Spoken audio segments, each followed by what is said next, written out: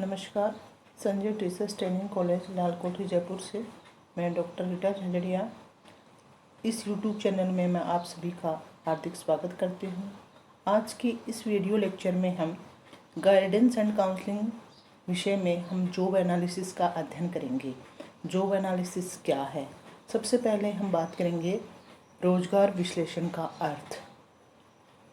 किसी रोजगार के विषय में सूचनाओं को एकत्र करने की प्रक्रिया है। दूसरे शब्दों में रोजगार विश्लेषण रोजगार के विषय में सूचनाओं के संग्रहण की प्रक्रिया है। इस प्रकार रोजगार विश्लेषण रोजगार की विषय वस्तु जिन भौतिक परिस्थितियों में कार्य संपादित किया जाता है तथा कार्य के उत्तरदायित्वों को पूरा करने के लिए आवश्यक पात्रताओं का व्यवस्थित अनुसंधान है। यही रोजगार विश्लेषण है। अब हम रोजगार विश्लेषण के बारे में कुछ परिभाषाओं देखेंगे। सबसे पहले हम ब्लूम के अनुसार ब्लूम ने रोजगार विश्लेषण के बारे में क्या कहा है। ब्लूम ने कहा है रोजगार संबंधी विभिन्न पक्षों का शुद्ध रूप में अध्ययन किया जाता है। इसके अंतर्गत कर्तव्यों, भूमिकाओं तथा कार्य करने की परिस्थिति का विश्लेषण नहीं किया जाता है, अपितु कर्मचारी की अपेक्षित योग्यताओं एवं क्षमताओं का विश्लेषण करते हैं। अर्थात ब्लूम ने ये कहा है कि जो जॉब एनालिसिस है वो रोजगार के संबंध में विभिन्न पक्षों के बारे में अध्ययन किया जाता है। विभिन्न पक्षों से यहाँ तात्पर्य है कि रोजगार के बारे में व्यक्ति की जो कर्मचारी है उसकी अपेक्षित योग्यताएं क्या हैं, उनकी जो क्षमताएं क्या हैं, उन सभी का विश्लेषण है वो जॉब एनालिसिस में किया जाता है। एक और डेफिनेशन हम देखते हैं टेट तथा कैटफॉक के अनुसार।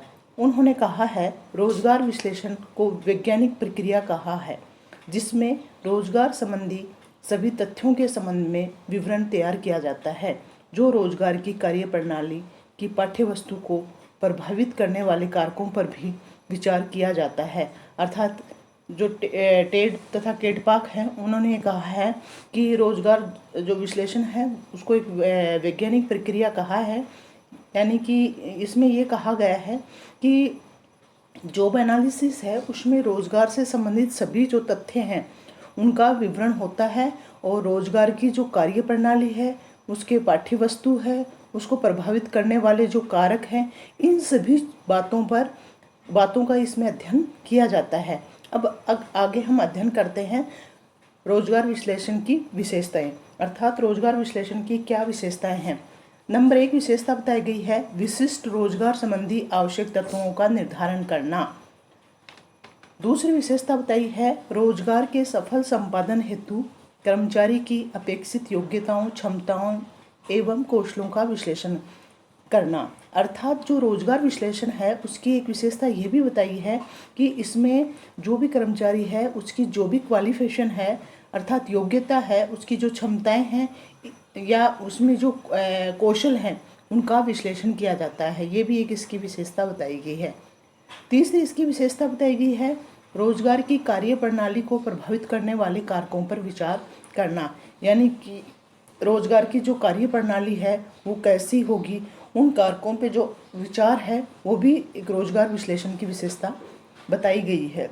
चौथी जो विशेषता बताई गई है वह बताई गई है रोजगार में कर्मचारियों के कर्तव्यों, भूमिकाओं तथा कार्य परिस्थिति का विश्लेषण करना। अर्थात रोजगार विश्लेषण की एक विशेषता ये भी बताई गई है कि रोजगार विश्लेषण में जो कर्मचारी हैं उनके रोजगार से संबंधित कर्तव्य क्या हैं, रोजगार जो जॉब कर रहे हैं उसमें उनका रोल क्या है, कार्य जो परिस्थितियाँ हैं, इन सब का विश्लेषण करना भी रोजगार विश्लेषण की एक विशेषता बताई गई है। पांचवी जो विशेषता बताई गई है वह बताई गई है रोजगार संपादन की परिस्थिति में निहित कार्य प्रणाली तथा संबंधित पाठ्यवस्तु का विश्लेषण करना। अर्थात रोजगार है जो जॉब किया जा रहा है, जो रोजगार है उसके संपादन में जैसी भी परिस्थितियां बन रही हैं उन परिस्थितियों के अकॉर्डिंग कार्य प्रणाली है, उस कार्य प्रणाली तथा उससे संबंधित जो भी पाठ्यवस्तु है इसका विश्लेषण किया जाता है। अब हम बात करेंगे रोजगार विश्लेषण की आवश्यकता। अर्थात जो जॉब एनालिसिस है उसकी नीड क्यों है। सबसे पहले जो आवश्यकता बताई गई है वह बताई गई है व्यक्तित्व के कुशल संपादन हेतु अपेक्षित योग्यताओं एवं क्षमताओं की पहचान होती है। अर्थात जो जॉब एनालिसिस है उसकी आवश्यकता इसलिए बताई गई है कि जो व्यक्तित्व है, व्यक्तित्व के कुशल संपादन हेतु जो भी वांछित योग्यताएं हैं, जो उसकी क्षमताएं हैं, उनकी पहचान करने के लिए रोजगार विश्लेषण की आवश्यकता होती है। दूसरी जो आवश्यकता बताई गई है वो बताई गई है रोजगार विश्लेषण की व्यवसाय के मूलभूत तत्वों को पहचानने के लिए आवश्यकता होती है। अर्थात जॉब एनालिसिस है उसकी आवश्यकता इसलिए भी है ताकि जो भी व्यवसाय है, जॉब है, उसके मूलभूत तत्व कौन से हैं उनकी पहचान के लिए भी रोजगार विश्लेषण की आवश्यकता होती है।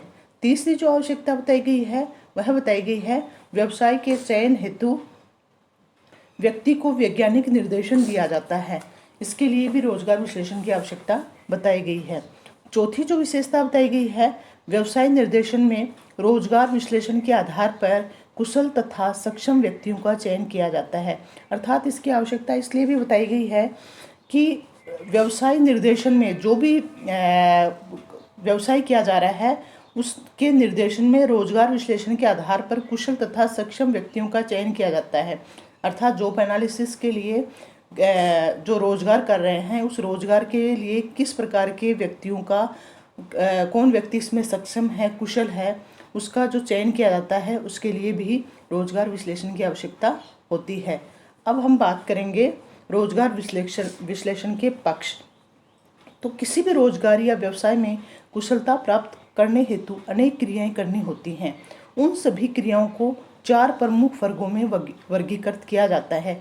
वो 4 प्रमुख जो पक्ष बताए गए हैं वह बताए गए हैं बौद्धिक कार्य, शारीरिक कार्य, सामाजिक कार्य और भावनात्मक कार्य। इन्हीं 4 प्रकार की क्रियाओं के आधार पर रोजगार विश्लेषण के मुख्य 4 पक्ष होते हैं अथवा किसी भी रोजगार की क्रियाओं को कुशलता से करने हेतु 4 प्रकार की योग्यताएं तथा क्षमताएं आवश्यक होती हैं। सबसे पहले हम बात करेंगे बौद्धिक कार्य। बौद्धिक जो कार्य है इसको हम कह सकते हैं बौद्धिक, उसकी मेंटल एबिलिटीज भी हम कह सकते हैं मेंटल। तो बौद्धिक योग्यता है वह है व्यावसायिक निर्देशन की दृष्टि से बुद्धि लब्धि, जिसको हम कहते हैं कि आईक्यू का कोई महत्व नहीं है, अर्थात उसकी कोई उपादेयता नहीं है। थर्स्टन बुद्धि को प्राथमिक योग्यताओं का प्रारूप दिया है। दूसरी जो योग्यता बताई गई है वो बताई गई है शारीरिक कार्य, अर्थात हम इसको शारीरिक क्षमताएं भी कह सकते हैं। किसी रोजगार या व्यवसाय की क्रियाओं को कुशलता से करने हेतु एक अच्छे व्यवसाय की आवश्यकता होती है। कहते भी हैं कि एक अच्छे स्वास्थ्य में ही स्वस्थ मस्तिष्क का निवास करता है। इस प्रकार मानसिक तथा शारीरिक विशेषताओं का गहन संबंध है। अर्थात हम शॉर्ट में ये कह सकते हैं शारीरिक कार्य या शारीरिक क्षमताओं का मतलब ये है कि हम कोई भी रोजगार या व्यवसाय कर रहे हैं, उस रोजगार और व्यवसाय है उसमें कुशलता प्राप्त करने के लिए हमें एक अच्छे स्वास्थ्य की आवश्यकता होती है, क्योंकि अच्छे स्वास्थ्य, जब व्यक्ति स्वस्थ होगा तभी ही स्वस्थ मस्तिष्क है वो निवास करेगा। जब वो स्वस्थ होगा तभी अपने कार्य को सुचारू रूप से आगे बढ़ा सकेगा, अर्थात हम कह सकते हैं अपने रोजगार में वह मन लगा करके कार्य कर सकेगा। तीसरा जो हमने पक्ष बताया है वह बताया है सामाजिक कार्य, अर्थात इसको हम सामाजिक क्षमताएं भी कह सकते हैं। सामाजिक क्षमताओं से तात्पर्य यहाँ पे यह है कि रोजगार तथा व्यवसाय का संबंध सामाजिक परिस्थिति से होता है, जिसके अंतर्गत व्यक्ति को सहयोग तथा संबंधों को विकसित करना होता है, तभी उस रोजगार में सफलता मिलती है। समाज अपने उत्थान, आवश्यकताओं तथा व्यवस्था बनाए रखने हेतु रोजगारों का विकास करता है। अतः इस रोजगार की सामाजिक आवश्यकता तथा व्यवस्था को समझने तथा उसके अनुरूप संबंधों को विकसित करना तथा सहयोग की क्षमताओं की प्रवृत्ति का विकास करना होता है। यानी कि सामाजिक क्षमताओं का यही मतलब है कि हम रोजगार और व्यवसाय का संबंध है वो सामाजिक परिस्थितियों से होता है, क्योंकि हम रोजगार करते हैं वो भी समाज की जो परिस्थितियां हैं, अर्थात हम ये कह सकते हैं समाज में रह करके ही करते हैं। तो समाज में जब व्यक्ति रह करके कर रहा है तो समाज के जो सहयोग हैं या समाज के लिए जो संबंध हैं उनको विकसित किया जाता है, तभी हम रोजगार में सफलता प्राप्त कर सकते हैं। चौथा जो पक्ष बताया है वह बताया है भावात्मक कार्य, अर्थात भावात्मक समायोजन भी कह सकते हैं। यानी हम इमोशनली एडजस्टमेंट भी हमारा वहाँ पे होना चाहिए। तो जीवन में जो भावात्मक जो समायोजन है उसका विशेष महत्व होता है।